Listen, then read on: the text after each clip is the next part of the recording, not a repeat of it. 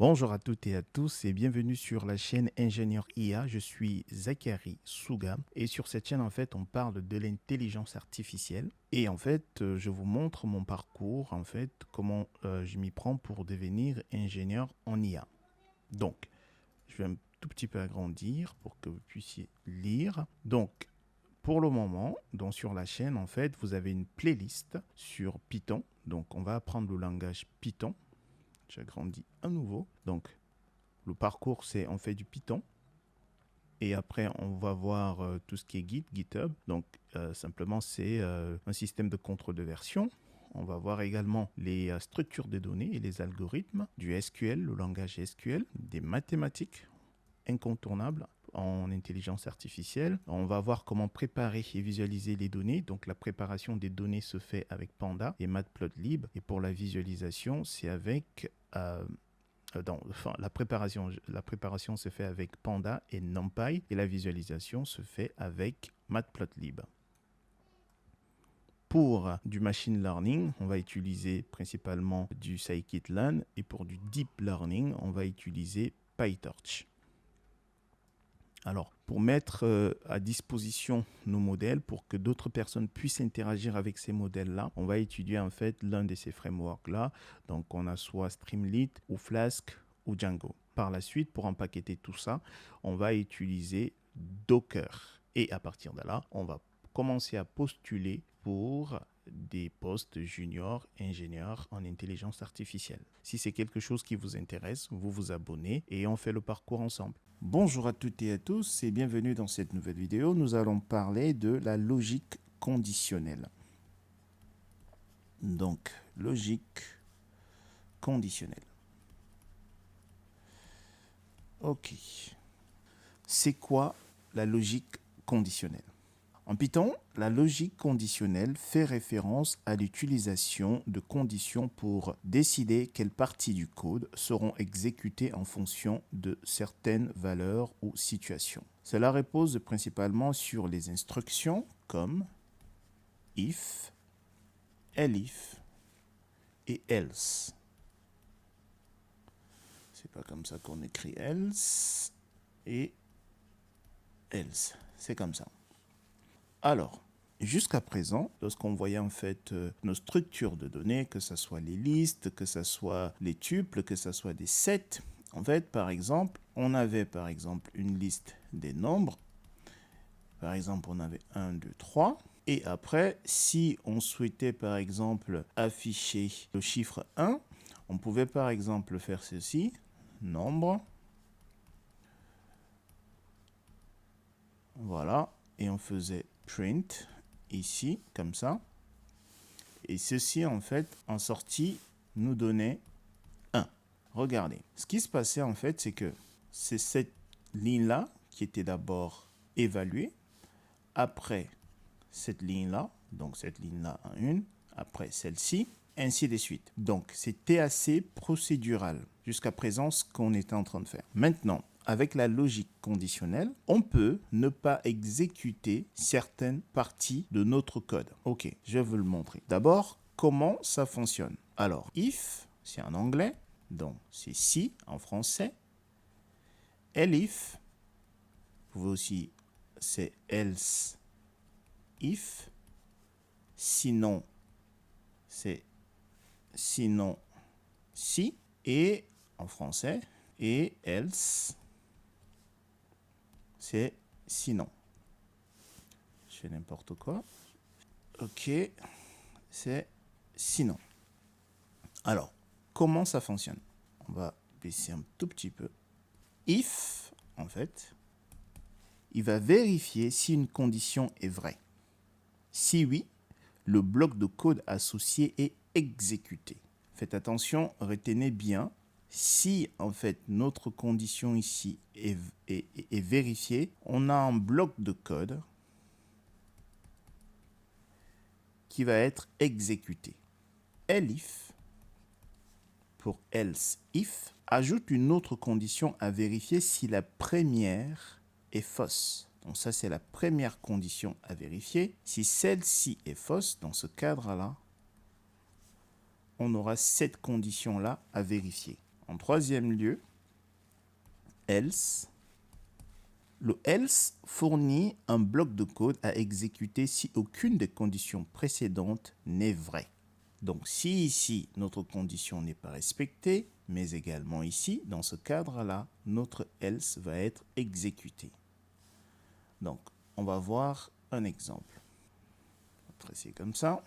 Supposons nous avons une variable est majeure. Et majeur, on dit true. On lui donne le booléen true pour dire il est majeur. Et on a une autre variable A, le permis. On dit false. Ok. Maintenant, on dit si, pour if, si est majeur, deux points. Ça, c'est très, très important. Je vais le mettre une autre couleur, du coup. On va mettre le rouge, par exemple. Deux points. Alors, regardez, parce que je vais tracer une ligne ici. Ok, la ligne en verte, ici, là, il faut faire attention. Parce que, à partir du moment où on va mettre les deux points, on va avoir ce qu'on appelle en Python l'indentation. C'est un espace, en fait, entre notre condition if et la prochaine ligne de code qu'on va écrire. Il y a un espace ici. Donc, if est majeur, si il est majeur, alors on va dire print, on va dire il peut conduire. Ok. Maintenant, else, avant on va d'abord utiliser elif. Donc, elif va être ici. Elif, on va dire elif a le permis.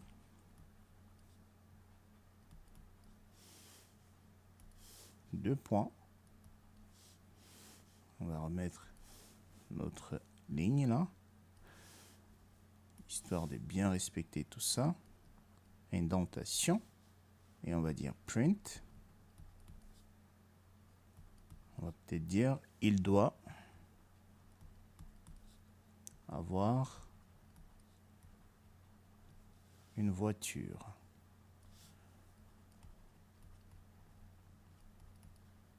OK. Et après donc, on va avoir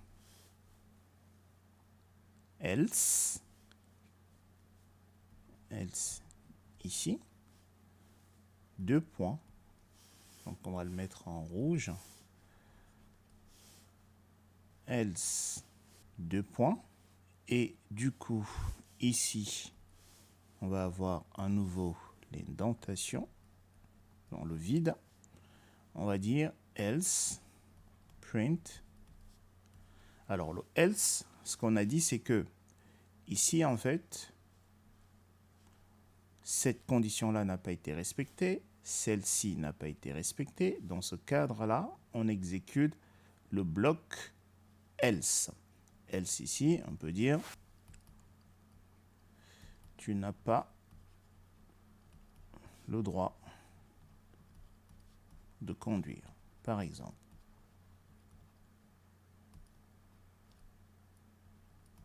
Et on ferme.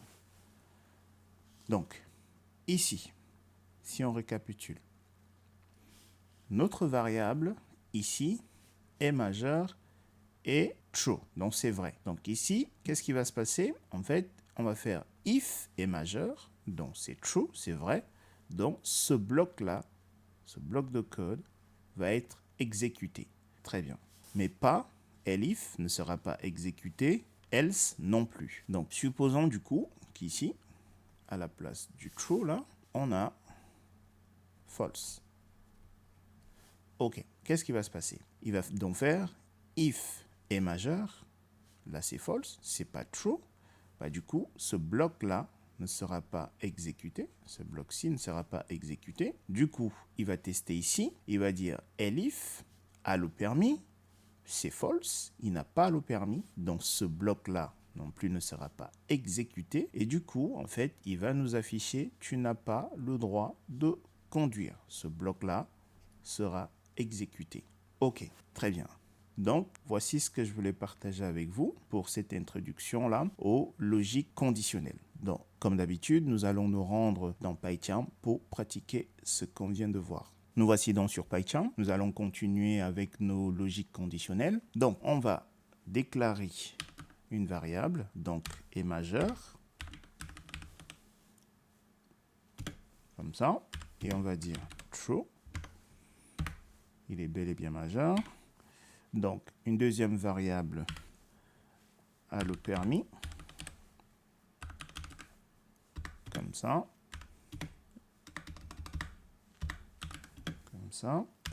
et on va dire false, ok. Et là, on va dire if, si, est majeur, deux points, et regardez bien, si je fais entrer, regardez, tac, vous voyez, notre curseur, il est là, et non ici.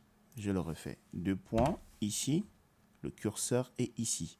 Il y a bel et bien un espace entre là où, en fait, on avait notre if et ici, en fait. Ici, on a l'espace. C'est l'indentation. Il faut faire attention parce qu'on est contraint, en fait, d'écrire la prochaine ligne avec une indentation. Parce que si je fais ceci sans indentation, et je lui dis print, par exemple, je lui dis cool comme ça, en fait, c'est pas bon. Ceci va nous produire une erreur. Regardez, on va exécuter notre code, des bases, vous voyez, indentation error. Voilà, c'est parce que, en fait, ici, j'ai pas d'espace entre mon if et la prochaine ligne de code, le print. Du coup, pourquoi est-ce que cela crée une erreur? Parce que, en fait, après le if, tout ce qui va arriver après, c'est un bloc de code, en fait. Donc, du coup, s'il est majeur, on va donc lui dire, tu as le droit de conduire. OK.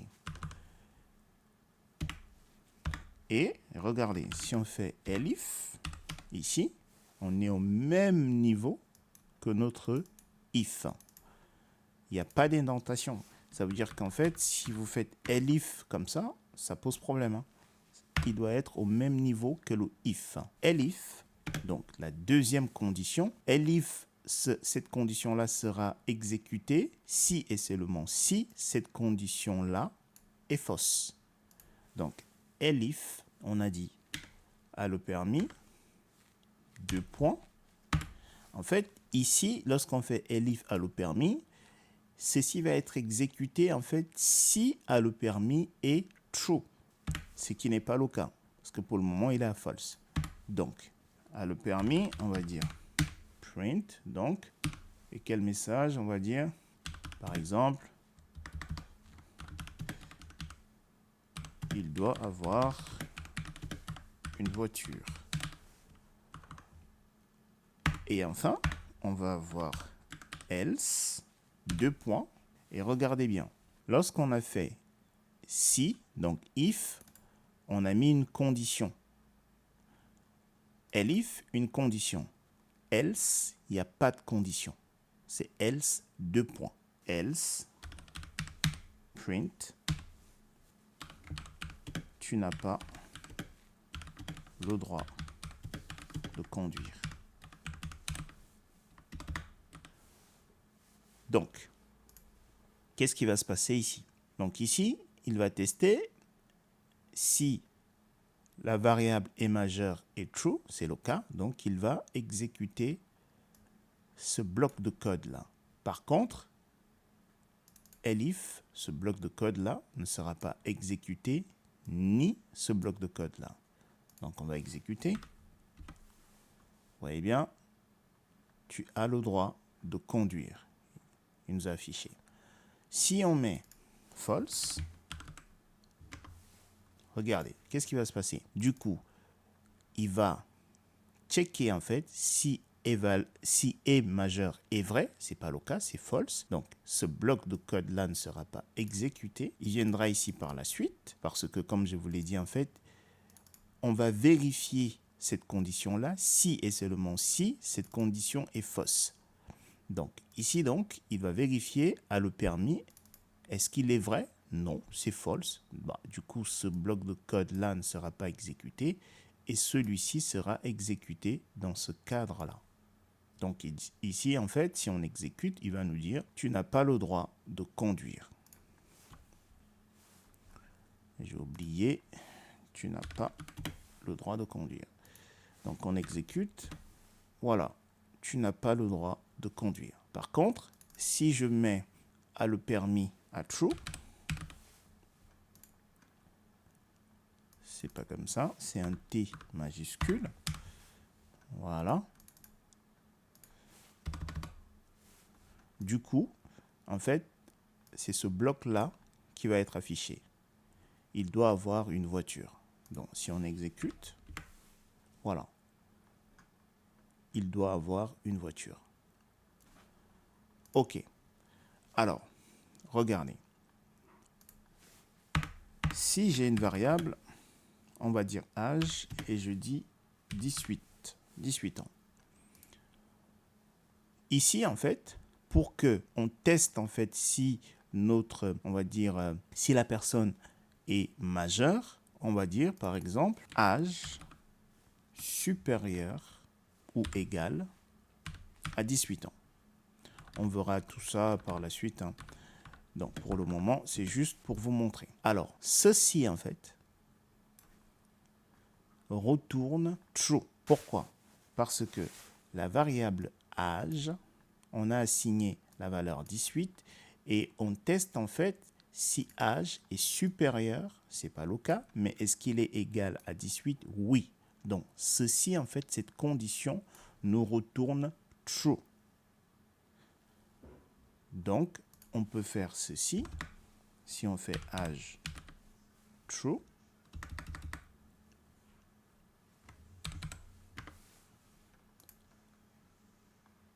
donc ici en fait, on peut faire ça.